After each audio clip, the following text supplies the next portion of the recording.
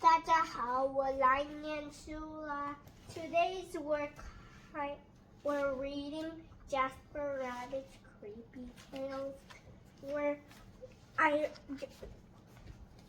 just stopped at chapter 2. I just stopped at chapter 2, and I'm gonna read chapter 2.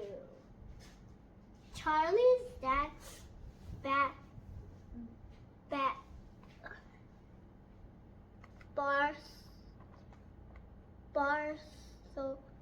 Bartholomew Marmot was still very much a young marmot at heart. So he instantly saw the appeal of Charlie's idea. Why, if he still had his tonsils in his throat, he'd probably have asked the doctors to remove them while he was at it. Then Charlie's dad could have taken them to work at the grain warehouse and shown them off to Jimmy Dixon,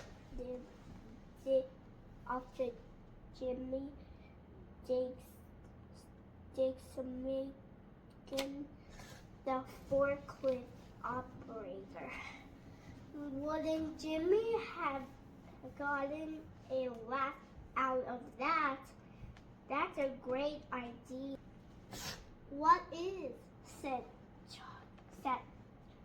asked Dr. Burrows, letting him keep Dad. How fun is that? Dr. Burrows scratched behind his ear. I'm not sure that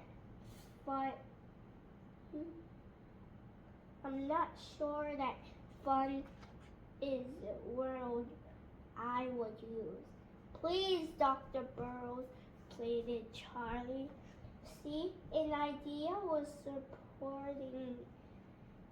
sprouting now, deep in the back of his clever marmot brain. An idea that would blow everyone away. His sister, Flora, his teacher, his class. Why? The whole school. I could take the condos in for show and tell, yelled Charlie, his red and swollen tonsils each catching in his throat. Now that is the perfect idea, roared Charlie's dad, going. You'll get an A for sure. Show and tell? Asked Dr. Burrows. Exactly, said Charlie. What Dr. Burrows were unsure how to proceed. He had never received a request like this before. I'm not quite sure that's sanitary. What would you do with them? Carry them around a brown paper bag like a tuna fish sandwich? I'll put them in the jar, cried Charlie. That's great, said Charlie's dad. A jar! Dr. Burrows wondered alarmed. Just like a goldfish in a bowl? Charlie and his dad nodded in unison. Exactly, cried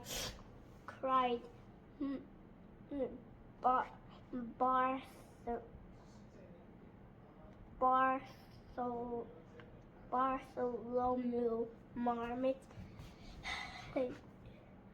Just like a goldfish in a bowl. That's the harm in that. Well, Dr. Burrows did not like to admit it, but deep down he was warming to the idea. Why,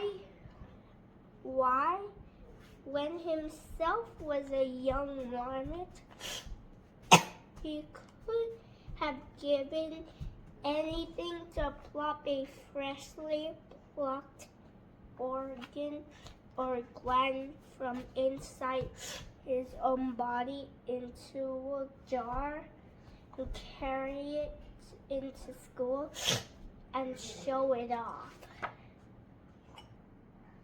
He turned back to his young patient.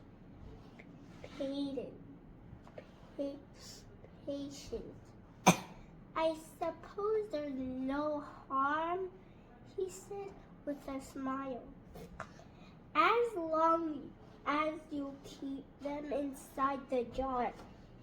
It's settled then, cried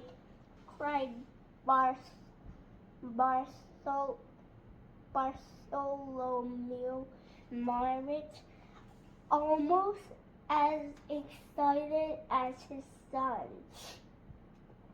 Charlie rubbed his hands together eagerly. Just wait until Miss Moleskine sees my wads. Your glands, the doctor said, correcting him. Right, said Charlie, my glands. Boy, oh boy, I'm going to get an A for show.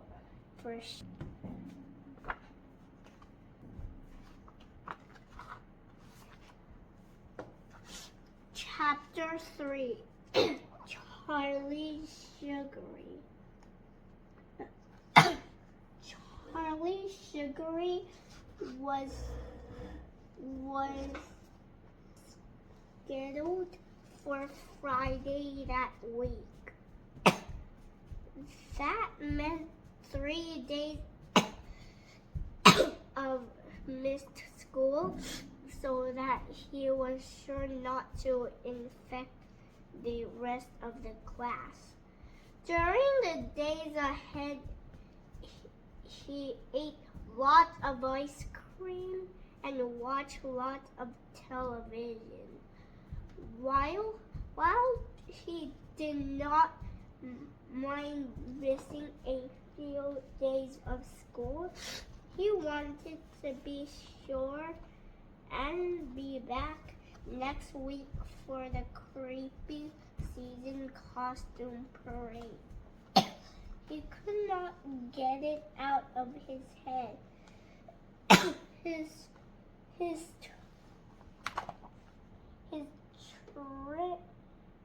triumphant return to school on Monday with his tonsils. 2 gross, pulpy masses of flesh just sitting there in a jar, perched proudly on the edge of his desk. Maybe they would be scabby or covered in pus.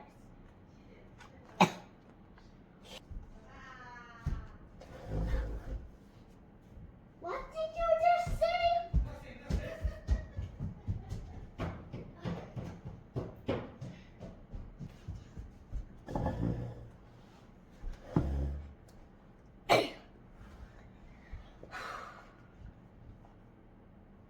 it was going to be great. Maybe he would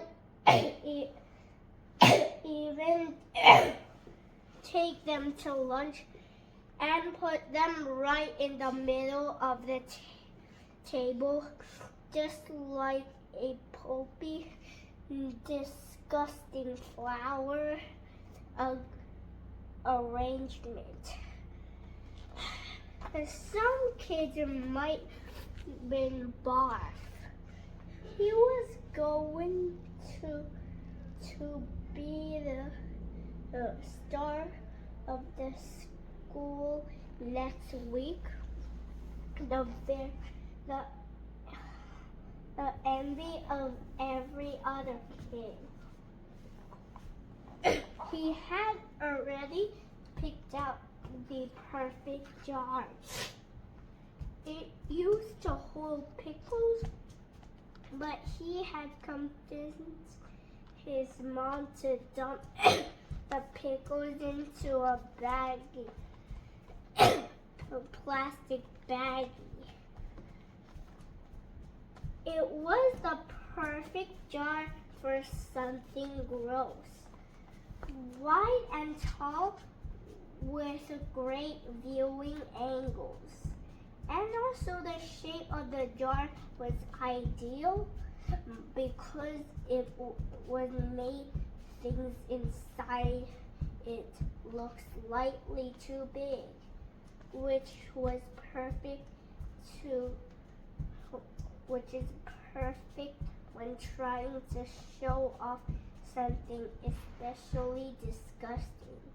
Charlie had washed the jar and removed the label, and it now sat at a place of honor in his desk, ready to receive its wonderfully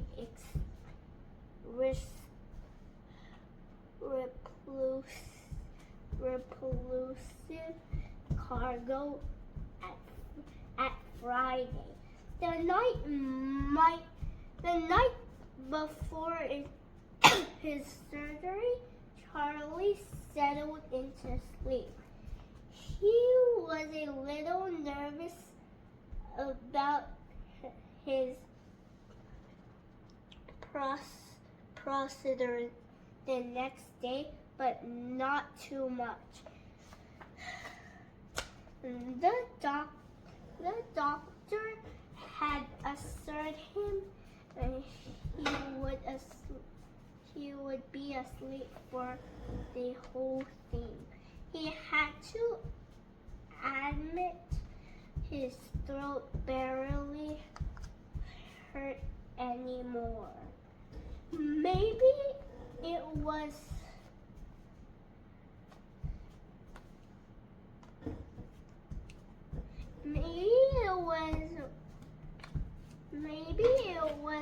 the healing power of the ice cream.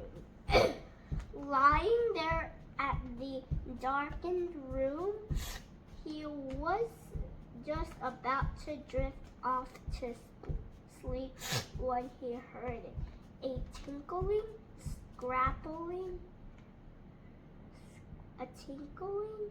scrapping sound coming from his bookshelf, followed by a slightly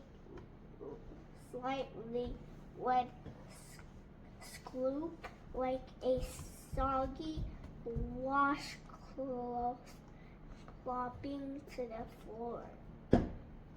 He bottled upright, scurried to his desk, and clicked on the lamp. Charlie Marmot scanned the room, the desk, the bookshelf. Nobody was there. Nothing was out of place. No there. He examined the middle shelf. Sure enough, his Captain Groundhog action figure was lying face down next to the coal this Coca-Cola bottle he had saved. The action figure had just fallen over.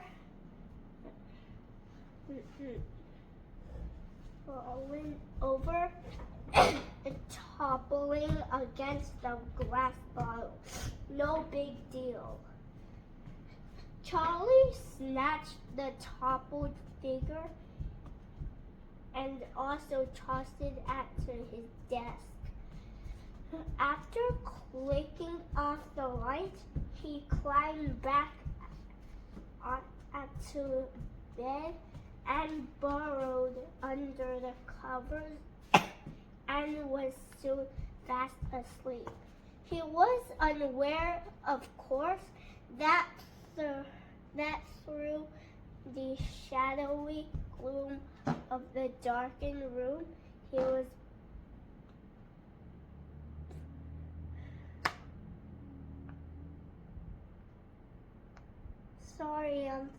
sorry, I farted.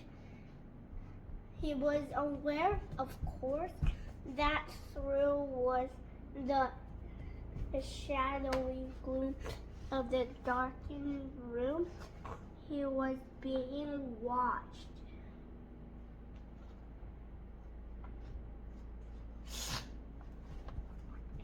Chapter 4. Friday arrived for Charlie Marmot, and with it the